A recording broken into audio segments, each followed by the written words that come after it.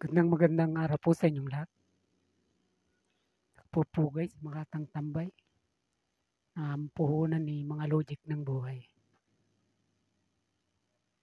Sa mga sandaling ito, saan man kayo naroon, saan man sulok man yan, sa ibayong dagat, kung nakakarating man ang munti nating himpilan, sumatin po ang pagpapala para sa araw na ito. Pag-uusapan natin itong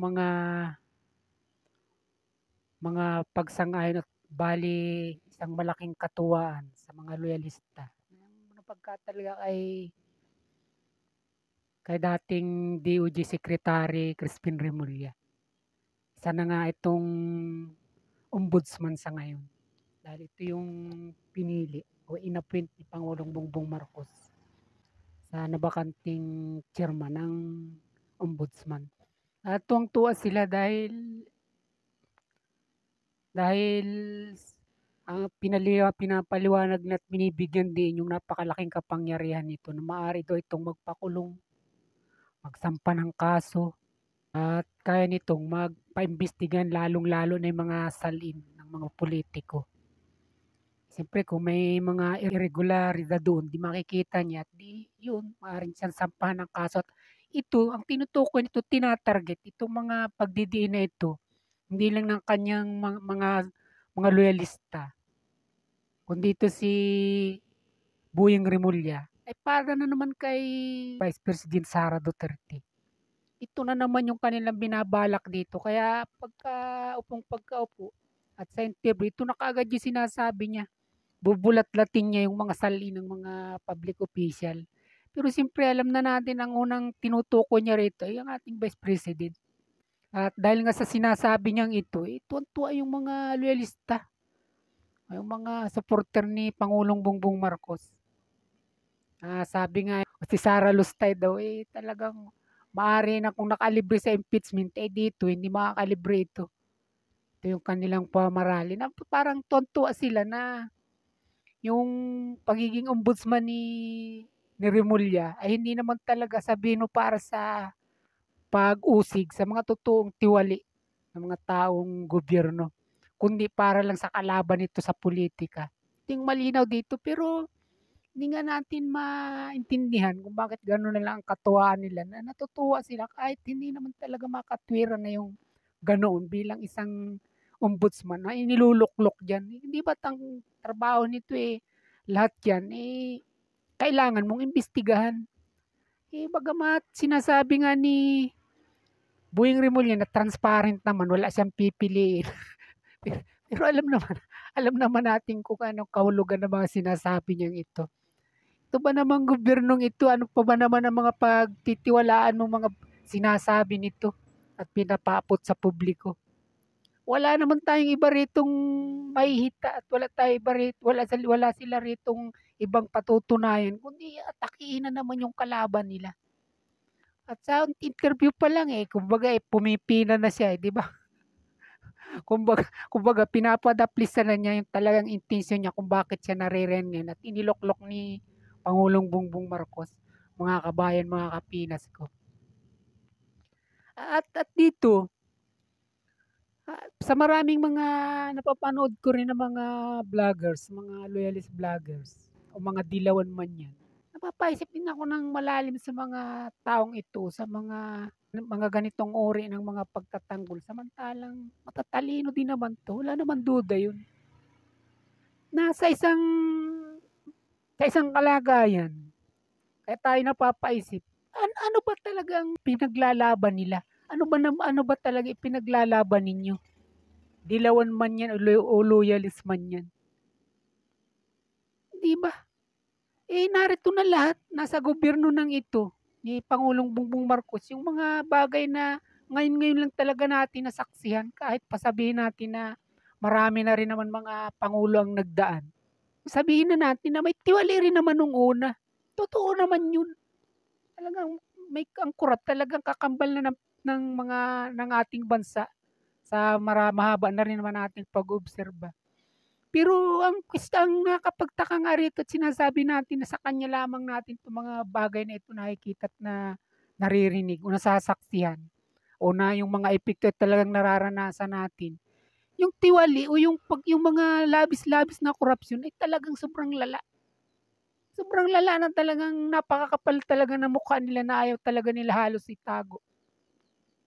Harap-harapan na talaga kung sila mandugas na kahit mismong yung congressman nila mismo ang nagpapahayag na siya aminado talaga na sinusumbat na niya mismo yung mga kasamahan niya rong congressman na sa ating pamamahay talaga nagmumula ang napakalaking korapsyon. Ano ibig sabihin nito? Yung mga ina-approve nilang budget na talagang mga kaduda-duda, yung mga insertion, yung mga bilyon-bilyon na umabot pa nga ng trilyon na hindi naman talaga natin mapapagdudahan lalo na sa mga pag-iimbestiga na lumilitaw na talagang ibinubulsa lang nila ito. Na talaga sila lang yung mga yumayaman dito, sila lang talaga yung nagpapasasa sa pira ng bayan. At siyempre marami naman ditong mga palusot, marami ditong mga tumatanggi. Siyempre wala nang magnanakaw, naaamin talaga rin. Pero alam naman natin katotohanan. Kahit pa sabihin mo hindi pa tapos yung ganap na paglilitis nito, itong mga kasalukuyang pag-iimbestigang ito. Isa-isa lamang yan sa mga bagay na sinasabi natin na talagang kakaiba. Dito lang natin nasasakyan sa gobyernong ito. O ay tingnan nyo na lang kung paano pa rin nila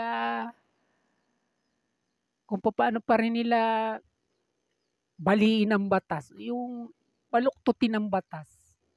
Tingnan niyo yung ginawa nila na pagpapaaresto kay dating Pangulong Duterte.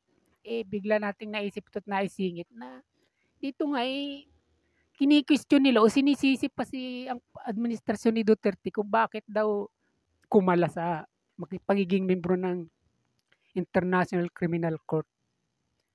Nung kasi sa usapin ng interim release na nung nag-file na rito yung abogado ni Duterte. Ang isa sa mga requirements kung ito man ay ma-approve o papayagan ng ICC, kinakailangan meron ditong bansa na tatanggap na kumbaga ay magbibigay ng garantiya dun sa kanilang palalayain ito na pansamantala lang naman yun. Ang problema nga, ayaw tanggapin dito sa sarili niyang bansa sa Pilipinas. Bagamat sinasabi nga ni Pangulong Duterte na talagang gusto niya, iuwi siya dito sa Pilipinas, dito siya dalhin, dito siya ibalik. Pero nakita niyo ang mga dahilan nila. Sabi nila, hindi na tayo miyembro kaya hindi natin pwedeng saluhin siya. Nakita niyo ng katwiran nito, pero nung ipadakip nila, ang asta nila ay miyembro tayo. Sapagkat yung hindi miyembro, dapat walang karapatan o kapangyarihan ng ICC na litisin si Duterte doon. Paano din natin masasabi na binabaluktot nila yung batas na samantalang kung aarestuhin nila at ipapakulong, ay ang asta nila ay miyembro tayo. Ngayon kung ang palalaya na si Duterte at pinag-uusapan na nga itong interim release, ay sinasabi na niya na hindi na tayo miyembro kaya hindi pwedeng tanggapin dito yan sa Pilipinas. At sinisip pa yung 80 anyos na matanda na kung hindi raw kumala sana, edi wala sanang problema sa interim release na hinihiling ni Duterte. Ganyang katindi na pagka yung papabor sa kanila, kahit baliin o baluktutin nila yung batas, okay lang. Pero kung sa kalaban naman nila gagamit ng batas, ay hindi ito pwede. Malinaw yun na ganito ang kanilang ginagawa. Hindi naman pala tayo member, dapat hindi nila ipinakulong doon sa dahig si dating Pangulong Duterte. At hindi tayo member, wala silang jurisdiction sa bansa natin dahil nga kumalas na tayo doon. At ngayon, nung interim release na nga, naulit ko lang ulit, at nakagigil kaya ang ganitong bagay. Nung ito na yung pinag-uusapan na dapat ay merong sasalo na bansa at magbibigay ng garantiya, sinisi na. Kung hindi raw sana kumalas at di nananatili tayong member, di mangyayari sana na magarantiya o mabalik siya rito sa Pilipinas. Kung sakali ma-approvean yung interim release nga. Nakita nyo na. Ganyan ang administrasyong ito. Malalang korupsyon na labis-labis at mga pagbabaloktot nila sa batas. Sabi nga bindalo. Sa ngayon pa si Rimulya dito, nang sabihin ito ni Senator Erwin Tulfo. Basta sabi niya, we cannot breaking the law. Okay lang yun. Kung paminsan-minsan, ibe natin ang batas. Ganyan katindi mga kapinas, mga kabayan ko.